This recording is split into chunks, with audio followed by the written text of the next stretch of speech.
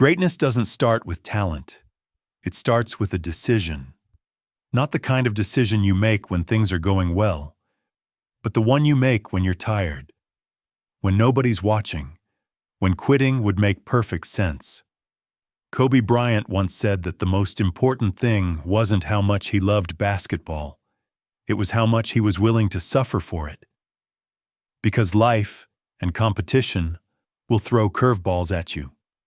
Missed shots, bad games, injuries, doubt, critics, teammates who don't believe, coaches who bench you. And at some point, every athlete has to decide, are you committed to being great or just comfortable? The Mamba mentality begins right there. Not with trophies, not with highlights, but with a quiet internal agreement. No matter what happens, I will show up prepared. Most people misunderstand Kobe. They think Mamba mentality means being aggressive, being intense, being obsessed. That's only the surface. What Kobe actually mastered was focus. He believed you find what you're looking for. If you look for excuses, you'll find them everywhere. Bad refs, bad teammates, bad genetics, bad luck, unlimited supply. But if you look for improvement, a weakness to sharpen, a detail to clean up, a move to perfect, that's there too. Kobe wasn't blind to negativity. He wasn't pretending everything was fine. He just refused to live there. He chose what to feed his mind. There's a difference between confidence and delusion. Kobe didn't believe he was the best because he said it out loud. He believed it because he worked like it had to be earned every single day. He would wake up early, not because it was trendy, but because early mornings removed distractions. No noise, no opinions, no comparisons, just the work. And that work created perspective. When you've already done more before 8 a.m. than most people do all day, pressure feels different. Fear feels different. The game slows down. Here's the uncomfortable truth. Most people know what they should do. They know they should practice more. They know they should study film. They know they should take care of their body. But knowing doesn't separate average from great. Execution does. Kobe used to say that discipline is choosing what you want most over what you want now. Not tomorrow, now. Because if you put your energy into laziness, your body responds with weakness. If you put your energy into excuses, your mind responds with limits. Kobe understood that. He wasn't immune to fatigue. He wasn't immune to doubt. He just didn't let those feelings drive the car. A lot of players love the idea of greatness. Very few love the process required to get there. They love the jersey, the crowd, the applause, but they avoid the lonely workouts, the uncomfortable film sessions, the brutal honesty with themselves. Kobe didn't avoid those moments. He chased them. Because he knew something most people don't want to admit. Your habits are louder than your goals. If your habits don't match greatness, your dreams are just noise. This is where Mamba mentality really begins. Not with basketball skills, but with personal responsibility. Kobe never said, "I'm not great yet because of my circumstances." He said, "I'm not great yet because there's more work to do." That mindset removes victims and creates owners, owners of their craft, owners of their future. And once you take ownership, everything changes. What separates good players from great ones isn't what happens under the lights. It's what happens when nobody's there to applaud. This is where Kobe Bryant built his edge. Not in packed arenas, not in playoff moments, but in the unseen hours. Most people want success to be convenient. Kobe understood something brutal and simple. Success is never convenient. If you want to be great, your life has to be organized around greatness. Your sleep, your diet, your training, your recovery, your focus, everything. Because discipline isn't about motivation, it's about standards. Kobe didn't ask himself, "Do I feel like working today?" He asked, "What does the standard require?" And then he met it. There were days he didn't feel like training, days his body hurt, days the results weren't showing up yet. But he showed up anyway. Because he understood that momentum doesn't come from intensity, it comes from consistency. You don't need to be perfect every day. You need to be present. 90% of greatness is just showing up prepared. Even when your emotions vote no. A lot of players say they want to win. But when you look at how they spend their time, the math doesn't add up. They train when it's convenient. They rest when it's uncomfortable. They scroll, distract, escape. Kobe was ruthless with his time. He believed time was the only thing you never get back. And wasting it was disrespectful to your potential. If you give 8 hours to your job, a few hours to family, a few hours to recovery, the real question is, what are you doing with the hours that remain? Those hours decide everything. Kobe used mornings as a weapon, not because waking up early made him special, but because it gave him more reps, more shots, more film, more refinement. While others slept, he sharpened, and when game time came, pressure felt familiar. Because pressure is just work you didn't do earlier, showing up all at once. Here's something most people miss. Discipline doesn't just build skill, it builds confidence, real confidence, not talk, not ego. Confidence that comes from knowing, I've done the work, I belong here. That's why Kobe never looked rushed, never looked panicked. He trusted his preparation. And when you trust your preparation, you don't need external validation. A lot of athletes say they're waiting to feel ready. Kobe never waited. He knew readiness is a byproduct of action, not the cause of it. You act first, you build second. Confidence comes last. That order never changes. And here's the hard truth most people avoid. If you're not where you want to be yet, it's not because you lack talent. It's because your habits aren't aligned with your ambition. That's not an insult. It's an opportunity. Because habits are trainable, and Kobe trained his habits with the same intensity he trained his jump shot. Mamba Mentality isn't about basketball. It's about who you become when nobody's watching. That's where greatness is built. Quietly, repeatedly, relentlessly. Most people avoid pain. They see pain as a warning sign, a signal to slow down, a reason to stop. Kobe Bryant saw pain differently. To him, pain was information. It told him where he was weak, where he needed to grow, where the edge was.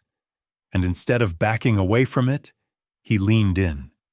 Kobe believed something that made a lot of people uncomfortable. If you're not failing, you're not pushing hard enough. Failure wasn't proof that he wasn't good enough. It was proof that he was operating at the limit of his ability. Missed shots, bad series, air balls, criticism. He didn't hide from those moments. He studied them. Because failure exposes truth, and truth is what sharpens you. Here's what most people don't understand. Confidence isn't built by winning all the time.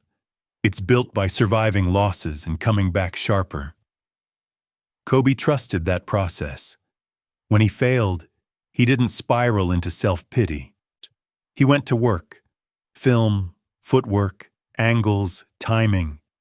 He broke failure down into details, and details were where he had control. Pain is unavoidable if you want to be elite. The question is not whether you'll feel it, but how you'll respond when it shows up. Most people feel pain and immediately look for relief. Kobe felt pain and looked for meaning. What is this teaching me? What am I missing? What needs to be refined? That mindset turns pain into progress. This is where obsession comes in. Not obsession with results, obsession with details. The way his foot hit the floor, the angle of release, the balance on a fadeaway. While others practiced to get tired, Kobe practiced to get precise. Because he knew games are decided by inches, championships by seconds, legacies by habits. There's a moment every serious athlete faces, the moment when effort stops being fun, when improvement slows, when progress isn't visible anymore. Most people quit there. Kobe stayed, because that's where separation happens. Anyone can work hard when results are immediate. Very few can stay disciplined when growth is invisible. That's Mamba mentality. He didn't romanticize the grind. He respected it. He understood that suffering without purpose is pointless. But suffering with direction is powerful. Every painful workout had intent. Every failure had a lesson. Every setback had a response. Nothing was wasted. If you want to know why Kobe was different, it's simple. He didn't fear being exposed. He feared not becoming who he was capable of being. And that fear was stronger than pain, stronger than criticism, stronger than doubt. Pressure doesn't reveal who you are, so it reveals who you've been training to become. That's something Kobe Bryant understood deeply.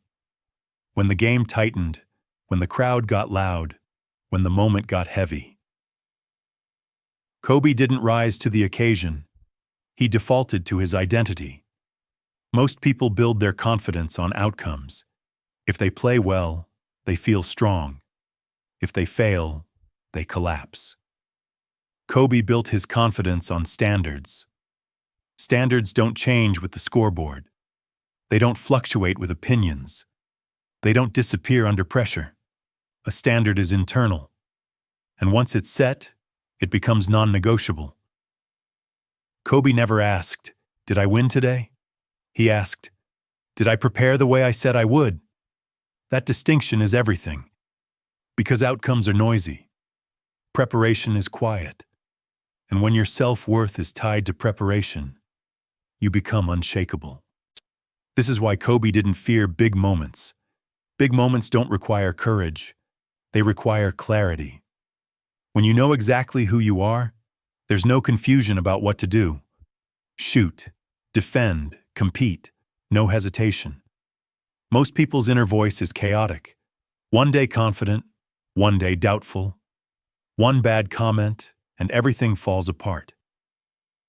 Kobe trained his inner voice the same way he trained his body: repetition, control, intent. He didn't let his mind freelance. Here's something uncomfortable but true. If you don't define yourself, the world will do it for you. Fans, media, coaches, social media, Kobe refused that. He defined himself through work, through consistency, through standards kept in private. That's why criticism never owned him. You can't insult a man who already knows his weaknesses and is actively fixing them. Mamba mentality is not arrogance, it's certainty. Certainty that you've done everything in your control. Certainty that you've honored your process. Certainty that no moment is bigger than your preparation. That certainty is rare, and it's earned. When pressure came, Kobe didn't talk to himself emotionally. He talked to himself factually. I've been here before. I've trained for this. Execute. That voice doesn't panic. It performs. This is the difference between people who hope and people who expect. Hope is passive. Expectation is built. Kobe expected greatness, not because he was entitled to it, but because he had paid for it in advance. Greatness isn't proven by how loudly the world applauds you. It's proven by what remains when the noise fades. That's the final lesson Kobe Bryant left behind. Because Mamba mentality was never just about basketball. It was about how to live. At some point, every athlete reaches a crossroads. You start asking different questions. Not, how do I win, but why does this matter? Kobe reached that point early. He understood that talent fades, bodies break down, careers end, but standards transfer. The same discipline that built his game built his approach to learning, storytelling, parenting, and leadership. The mentality outlived the jersey. This is where most people get it wrong. They think legacy is about being remembered. Kobe thought legacy was about setting an example, about showing what's possible when you commit fully. Not halfway, not when it's convenient, but completely. Legacy isn't what people say about you. It's what your work teaches them without words. Mamba Mentality asks a simple but uncomfortable question. Are you living up to what you're capable of? Not compared to others, compared to your potential. That's a private comparison, and it requires honesty. You don't need Kobe's talent to apply this mindset. You need his principles: clarity over confusion, preparation over hope, standards over feelings, growth over comfort. Whether you're an athlete, a creator, a leader, or just someone trying to build a meaningful life, the formula holds. Define what matters. Build habits that support it. Honor the process even when no one is watching. That's it. The world doesn't need more motivation. It needs more people willing to commit. Commit to learning, commit to discipline, commit to becoming uncomfortable in service of something meaningful. That's what Kobe did. Every day. And here's the final truth. Mamba mentality isn't something you say. It's something you practice. Quietly, daily, relentlessly. Not for applause, not for validation, but because one day you'll look back at your life and you'll know whether you honored your potential or negotiated with it. Kobe never negotiated, and that's why his mentality lives on.